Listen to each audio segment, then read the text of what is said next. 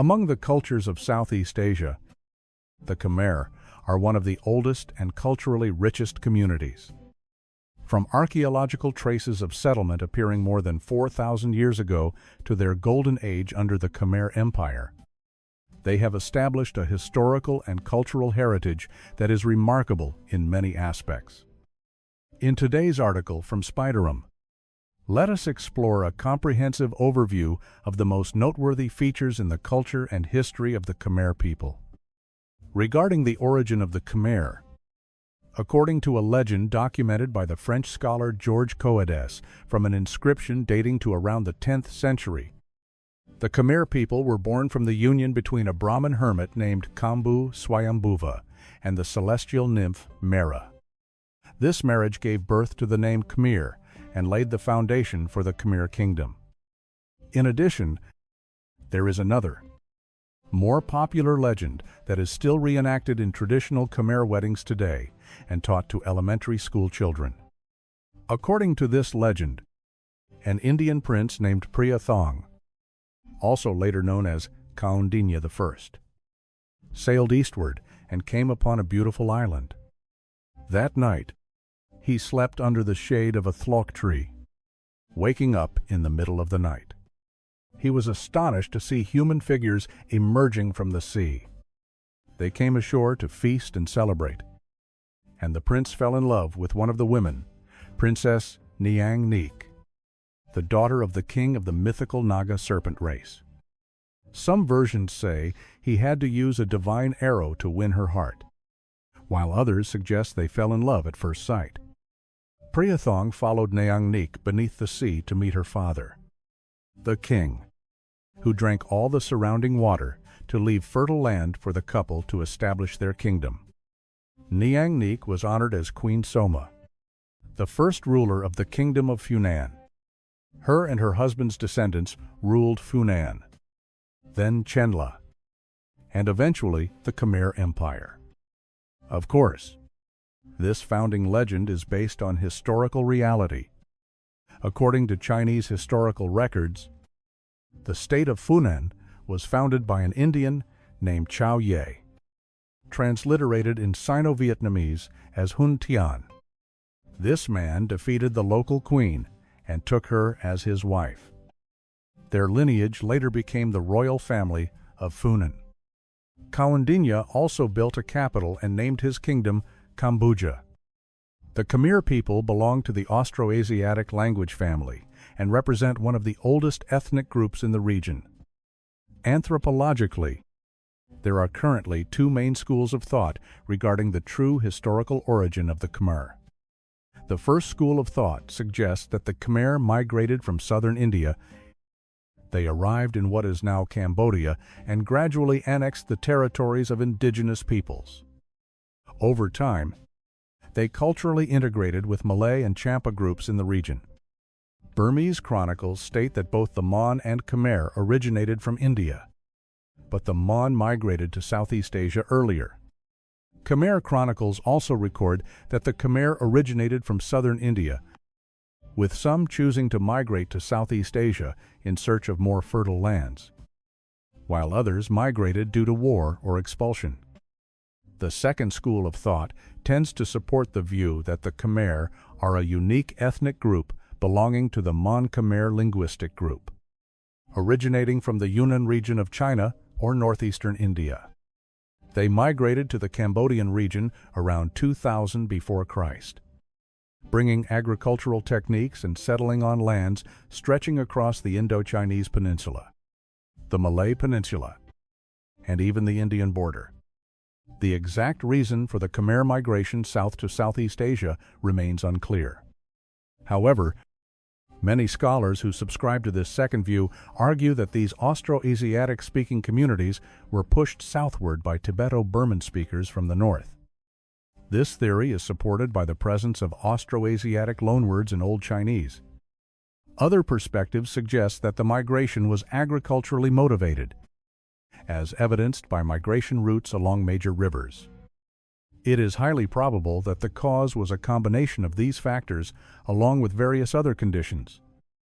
Regarding Khmer religion and culture, Their cultural aspects, such as religion, language, and writing, were generally heavily influenced by India.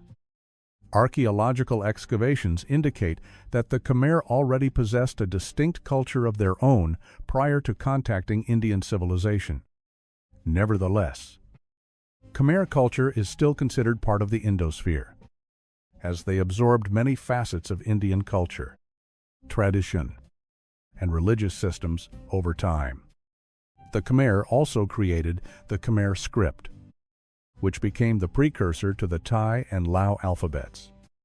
Consequently, they are also regarded as indigenous peoples in regions outside Cambodia, including northeastern Thailand, southern Laos, and southern Vietnam. Generally, the vast majority of the Khmer population lives in Cambodia today. Throughout the history of Cambodia and the Khmer people, religion has always been a vital component of culture. Over thousands of years of development, the Khmer have forged a unique culture and system of beliefs that harmonize indigenous animism with Indian religions such as Buddhism and Hinduism.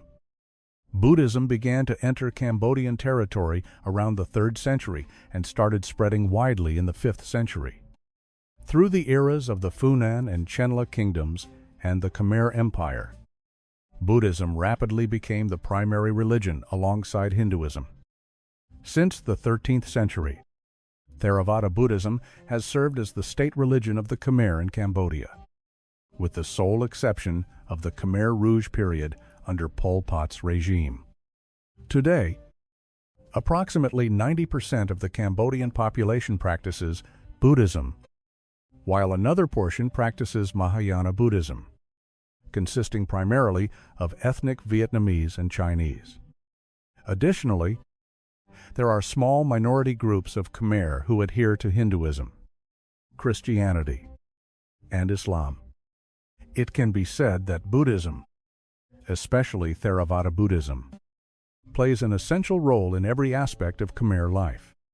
This is clearly demonstrated in traditional Khmer festivals, from the venues and rituals to the indispensable presence of Buddhist monks. One of the largest and oldest festivals of the Khmer is Chol Chnam Thmay, the New Year celebration according to the traditional Khmer calendar. This is the most important festival of the year for the Khmer, typically held in mid-April of the solar calendar, featuring numerous traditional rituals and folk games.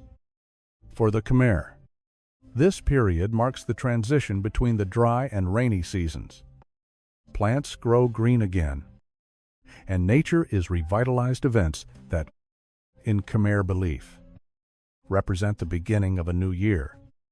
Furthermore, the Khmer believe that each year, a deity is sent down from heaven to care for human life and the world for that year when the year ends. This deity returns to heaven, and another descends. Consequently, this festival is usually prolonged and celebrated with great solemnity. Among minority Khmer tribes, the dominant religion revolves fundamentally around animism.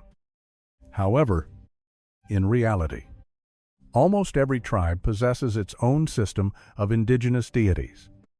Generally, they believe that the surrounding world is filled with invisible spirits, often called yang, which can be either benevolent or malevolent. They associate these spirits with rice, earth, water, fire, rocks, pathways, and various other natural elements. Each village typically has a shaman or someone capable of communicating with spirits, guiding the community on how to offer sacrifices or perform rituals to appease the deities. During times of crisis or major events, they often perform animal sacrifices to soothe the anger of the spirits. Illness is commonly believed to be caused by demons, evil spirits, or malicious sorcerers. Some tribes also have medicine men or shamans specializing in healing. Besides religion, Indian culture heavily influences the social concepts of the Khmer. They believe that a person's head houses the soul, and thus it is taboo to touch someone's head or point at it with one's foot, as the feet are the lowest part of the human body and are considered unclean.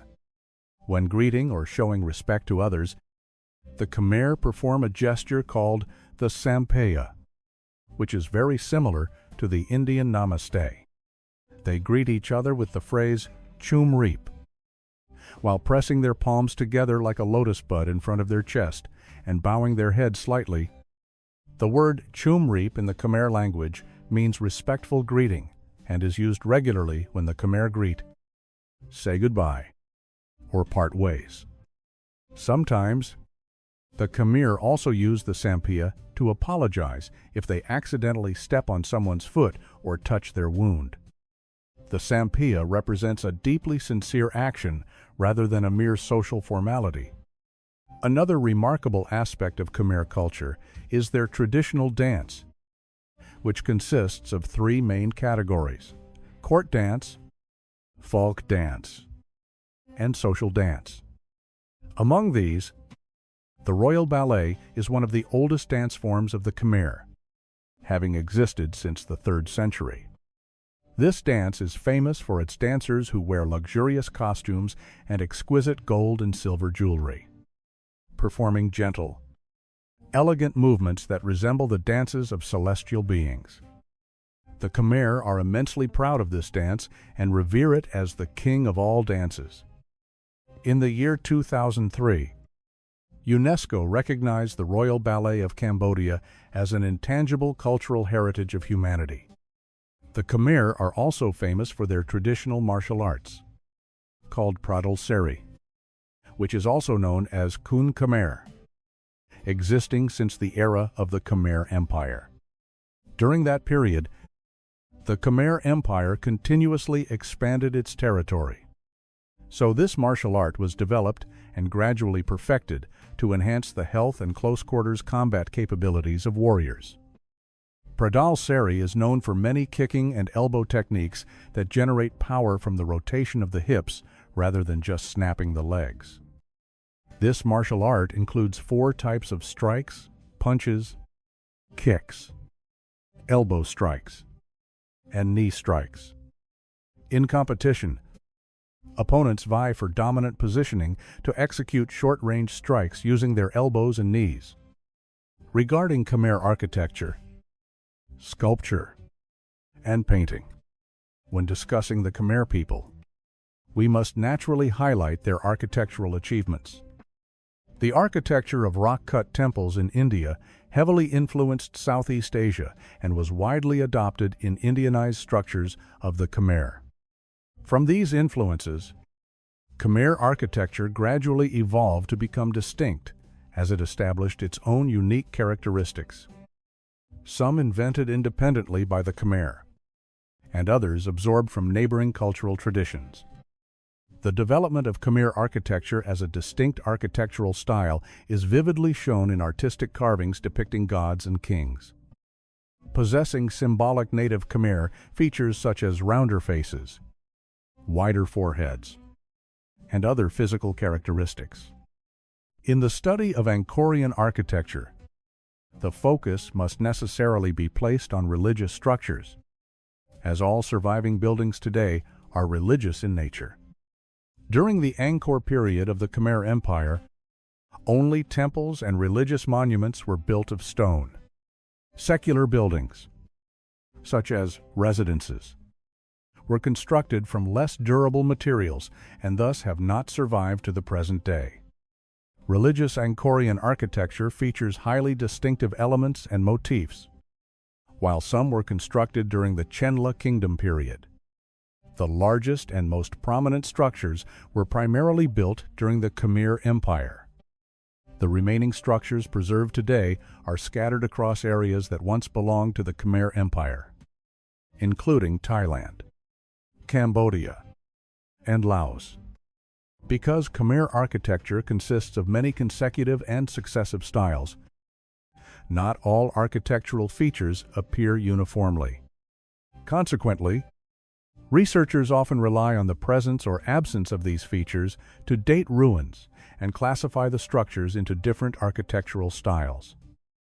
Nonetheless, some of the most fundamental characteristics representing Khmer architecture include temples constructed to simulate Mount Meru, the center of the universe in Hindu cosmology. They typically consist of a central tower symbolizing the peak of Mount Meru, surrounded by 3 to 5 secondary towers arranged in a lotus bud or cruciform pattern, featuring numerous terraces. These structures also place great emphasis on symmetry and balance along either the east-west or north-south axes. These temples are often surrounded by massive moats symbolizing the cosmic ocean, along with grand enclosure walls to evoke a sense of sacredness, completely separated from secular life. The towers of these temple complexes typically feature multi-tiered curved roofs, resembling lotus buds, arcs, or progressively diminishing tiers.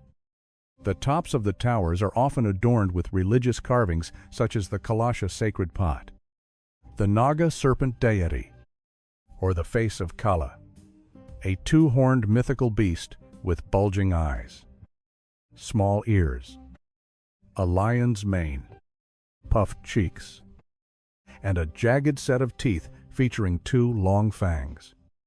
These structures are also richly decorated with a wide variety of reliefs and sculptures depicting religious scenes or scenes of daily life. Among the most famous architectural achievements of the Khmer, the Angkor Wat Temple complex is undoubtedly the most prominent, standing as the largest religious monument in the world. Located in modern-day Cambodia. Initially, Angkor Wat was constructed as a Hindu temple for the Khmer Empire, but it gradually transitioned into a Buddhist temple toward the end of the 12th century.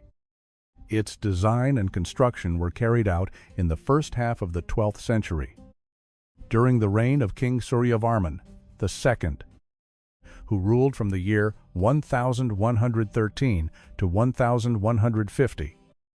Originally built to honor the god Vishnu, it served as both the king's capital and his state temple.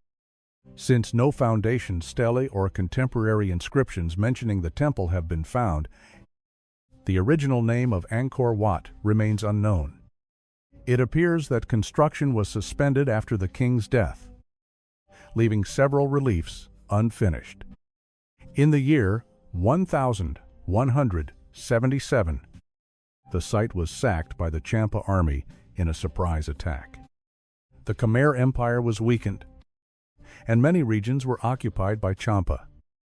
In the subsequent period, King Jayavarman VII restored the empire and established a new capital and temple complex, Angkor Thom and the Bayon, located a short distance to the north. By the end of the 12th century, Angkor Wat gradually transitioned from a Hindu religious center to a Buddhist one, a status it has maintained to this day. Although it no longer served as the primary imperial capital, Angkor Wat was never entirely abandoned. This was partly due to the surrounding moat, which protected the temple from being reclaimed by the jungle. It continued to function as a Buddhist temple for many centuries to come. Angkor Wat is the quintessential example of the classical style of Khmer architecture. The monument utilizes sandstone as its primary building material instead of brick or laterite. Sandstone blocks are visible in most areas, while laterite was used for the outer walls and hidden structural components. Architecturally, the characteristic elements of this style include oval-shaped towers resembling lotus buds, galleries to extend passageways, chambers along the axes to connect courtyards, and cruciform terraces appearing along the temple's main axes. Angkor Wat is adorned with numerous religious images and carvings depicting historical figures and events. The entrance to the temple is an earthen causeway to the east and a sandstone causeway to the west. The main western entrance was added later, possibly to replace a wooden bridge. At each cardinal direction, there is an entrance gate structure known as a gopura. In addition to architecture, the Khmer achieved significant accomplishments in other artistic domains, such as sculpture and painting. Early Khmer sculpture was deeply influenced by Indian styles in its representation of Hindu themes. By the 8th century, Khmer sculpture began to diverge from these influences and gradually formed its own identity, which was perfected around the 10th century. Unlike most Hindu and Buddhist stone statues from India and Java, Khmer sculpture did not utilize a supporting backplate, which made parts like arms, hands, and ankles prone to breakage. However, Khmer artisans chose this technique so that the statues could be viewed from all sides, rather than just the front. The Khmer sought to create freestanding statues supported only by a small arch or by the clothing and handheld attributes of the deities. Unlike Indian statues that repeated idealized archetypes, Khmer statues demonstrated realism and creativity because they modeled real people, kings, and nobility. The true social function of Khmer art was to glorify the aristocratic class through the imagery of deities incarnated in princes. Khmer painting is also quite diverse, with artists capable of creating murals and woven tapestries. The themes of these works are highly varied, ranging from depictions of Hindu gods and Buddhas to famous legends and historical events. In addition, the Khmer are talented craftsmen in several traditional handicrafts, including silversmithing, lacquerware, ceramics, and kite making. To provide a historical overview, the first kingdom of the Khmer is known as the Kingdom of Funan, which emerged in the 1st century in the lower basin and delta of the Mekong River. According to ancient Chinese texts, during its golden age, the Kingdom of Funan extended eastward to cover the entire south-central region of modern-day Vietnam. To the west, it expanded to the Chao Phraya River Valley of Thailand, and to the south, it stretched to the northern part of the Malay Peninsula. According to the Book of Liang and the New Book of Tang, the capital of Funan was named Viadapura. The French scholar Georges Codas believed that this was a transliteration of the Sanskrit word Viadapura. He suggested that the capital of Funan was located near Mount Ba Phnom in Ba Nam village, Ba Phnom district, in Pre Vang province of modern Cambodia. However, other researchers argue that the capital of Funan might have been Angkor Bore, located today in Takeo province, Cambodia. As many archaeological artifacts dating to the Funan period and style have been discovered there, Funan reached its peak of prosperity around the 3rd century. During this time, the kingdom expanded its territory and actively promoted diplomatic relations with both India and China. This was also when Funan deeply absorbed Indian culture, gradually integrating it with native traditions to create a highly distinctive culture. However, from the middle of the 4th century, the ruling power of Funan seemed to fall into the hands of Indian elites.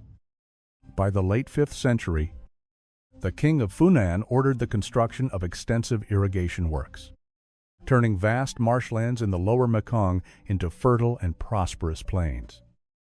By the mid-6th century, CHENLA, a vassal state of Funan, grew increasingly powerful and occupied northern Funan. By the early 7th century, CHENLA had conquered the entirety of Funan's territory. The capital of this kingdom was established at Bhavapura, and later renamed Isanapura, which is probably located near the Sambor Pre Cook area in Kampong Thom province, Cambodia today. However, in the year 657, when King Bhabavarman II passed away, CHENLA plunged into chaos and split into several small, independent principalities. This fragmentation was partly due to CHENLA's adoption of the mandala system of governance, influenced by India. This political system decentralized power among different regions of the kingdom, lacking strong centralized authority. The succeeding monarch, Jayavarman I, made efforts to reunify the kingdom and regained control over most of its territory. Nevertheless, after his death in the year 700, CHENLA fell back into division and chaos. Chinese historical sources state that in the 8th century, CHENLA was divided into two states, land, CHENLA, centered around what is now Champasak province in Laos, and water CHENLA, which corresponded to the Mekong Delta region in Vietnam and southern Cambodia today. Several other small principalities likely split off from these two states, causing CHENLA to weaken further. Toward the end of the 8th century, a Khmer prince ascended the throne of Water CHENLA, taking the title Jayavarman II. Upon his accession, he immediately began expanding his sphere of influence. The king gradually gained control over the entirety of CHENLA and declared himself Chakravartin, meaning the universal monarch of the world, in the year 802. This is the moment unanimously agreed upon by historians as the beginning of the Khmer Empire. By the reign of the fourth monarch, Yasovarman I, the king moved the capital, which is why this empire is often referred to as the Angkor Empire. Following his death, the Khmer Empire entered a period of fragmentation as members of the royal family fought for the throne. This state of turmoil lasted until the mid-10th century, before finally coming to an end. In the subsequent phase, the Khmer Empire gradually stabilized and flourished once more, focusing on territorial conquest and expanding both north and south. The Khmer Empire also launched multiple campaigns against neighboring states, such as Champa and Dai Co Viet.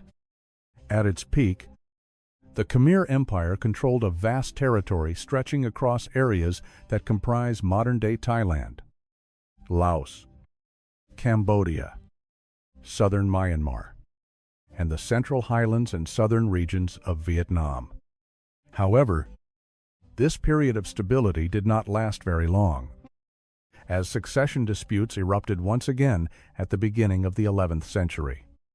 Through the second half of the 11th century and the early 12th century, these conflicts escalated, plunging the Khmer Empire into an era of brutal power struggles. The situation only stabilized after King Suryavarman II ascended. He was also the one who commissioned the construction of Angkor Wat, although the monument could not be fully completed, and construction was halted after the king's death. This was followed by a period of decline for the Khmer Empire, during which it was even attacked by Champa, and the capital was briefly sacked and occupied. It took many years for a member of the Khmer royal family to gather forces to expel the Champa army and ascend the throne in the year 1181. Taking the title Jayavarman VII. Under his rule, the Khmer Empire gradually recovered and entered a golden era. The Khmer Empire swiftly launched counterattacks against Champa in revenge and occupied the kingdom for 17 years. Although they eventually withdrew their forces, Khmer influence in Champa lingered for many years afterward. In addition to occupying Champa, the Khmer Empire annexed territories along the modern borders of Myanmar and Thailand, as well as parts of the Malay Peninsula.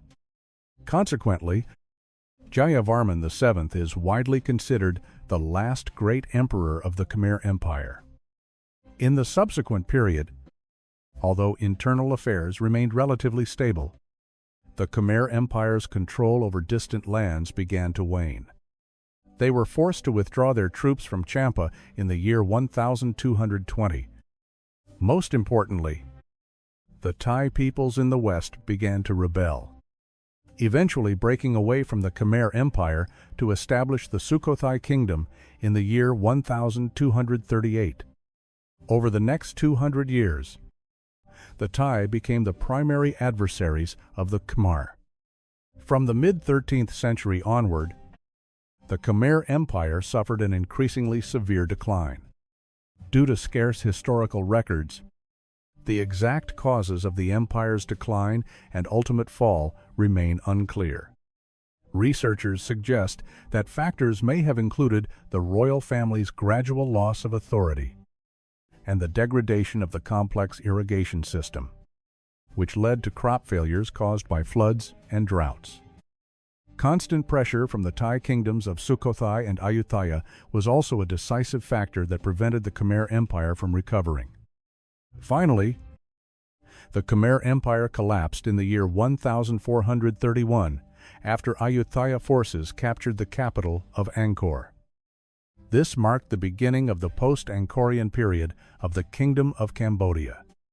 From the 15th to the 19th century, the Kingdom of Cambodia underwent continuous decline, and its territory shrank. Angkor was occupied and ravaged multiple times.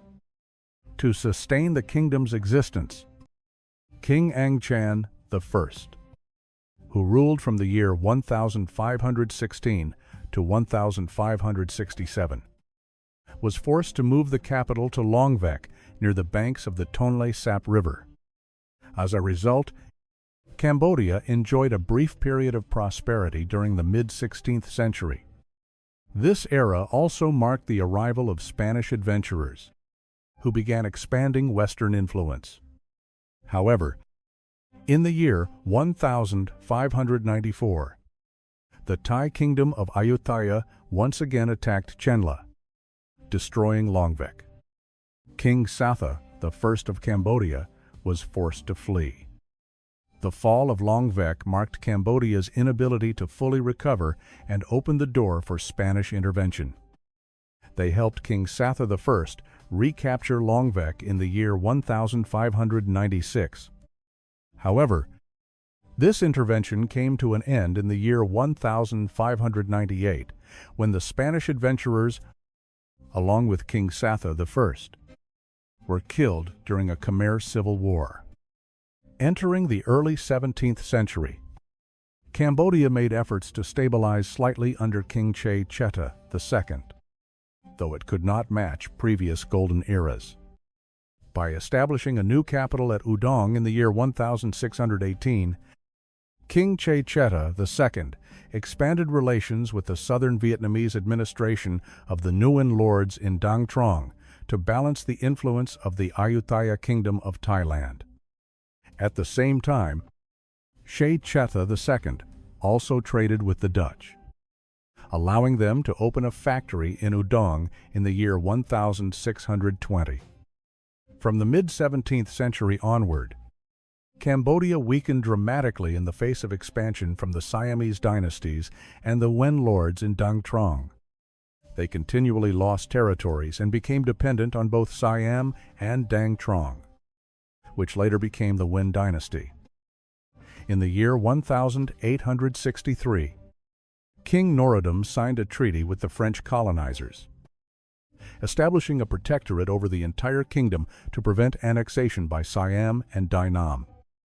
Later, in the year 1866, he relocated the capital to Phnom Penh. Gradually, Cambodia became a French colony in Indochina. Cambodia enjoyed a brief period of independence in the year 1945 before Allied forces re-established French control. King Norodom Sihanouk, who had been selected by the French to succeed to the throne in the year 1941, rapidly occupied the center of the political stage. He sought to neutralize leftist factions and Republican opponents while attempting to negotiate acceptable terms to secure independence from the French. Sihanouk finally declared independence in the year 1953 and made a triumphant return to Phnom Penh. After Vietnam's victory in the resistance war against the French in the year 1954 and the signing of the Geneva Accords. French troops withdrew from Indochina. Sihanouk's administration built an independent Cambodia, maintaining friendly relations with Vietnam and its allies. Cambodia's policy during the 1950s and 1960s was one of neutrality. However, they established excellent relations with the Socialist bloc, receiving substantial aid from the Soviet Union and China, while also assisting the National Liberation Front of South Vietnam during the war against the United States. Nonetheless, aiding the Vietnamese liberation forces made Cambodia a target for carpet bombing by the United States Air Force, starting in the year 1969. These bombing campaigns caused massive casualties among the Cambodian populace, who were unaccustomed to war. The political situation in Cambodia became severely fractured. Many leaders educated in France, who belonged to the middle class and leftist factions, rose in opposition, including figures like Son Sen, Ieng Sary, and Pol Pot. Ultimately, the escalating situation led to the outbreak of war between the Communist Party of Kampuchea, also known as the Khmer Rouge, and the Cambodian government. This brutal war lasted until the year 1975, ending with the Communist Party of Kampuchea seizing power and establishing the regime of Democratic Kampuchea. However, conditions did not improve. Instead, they grew progressively worse. Life under the Democratic Kampuchea regime was extremely harsh and brutal. In many parts of the country, citizens were rounded up and executed for speaking foreign languages, wearing glasses, scavenging for food, or even weeping over the deaths of loved ones. Business owners and former government officials were ruthlessly hunted down and killed along with their entire families. Relations between Democratic Kampuchea, Vietnam, and Thailand also deteriorated rapidly due to border conflicts and ideological differences. Despite claiming to be communist, the Khmer Rouge held extreme nationalist sentiments and purged most of their members who had previously lived in Vietnam. The Democratic Kampuchea regime established close ties with China instead. Ultimately, the conflict between the Khmer Rouge and Vietnam escalated into a direct confrontation. The Cambodian-Vietnamese War erupted in the year 1978. Although the Khmer Rouge regime was overthrown by the Vietnamese military in the year 1979, their remnants persisted and threatened the new government of Cambodia. This forced Vietnam to keep troops stationed to protect the People's Republic of Kampuchea government for the next 10 years. In the year 1989, Vietnam completed its military withdrawal from Cambodia. In the following years, Cambodia strived to restore peace and national reconciliation while eradicating the remaining hostile Khmer Rouge factions. The People's Republic of Kampuchea became the state of Cambodia in the year 1989, and since the year 1993, it has become the Kingdom of Cambodia, operating under a constitutional monarchy. And that is the entire content of our article. If you found this video helpful, please do not forget to like, share, and subscribe to our YouTube channel.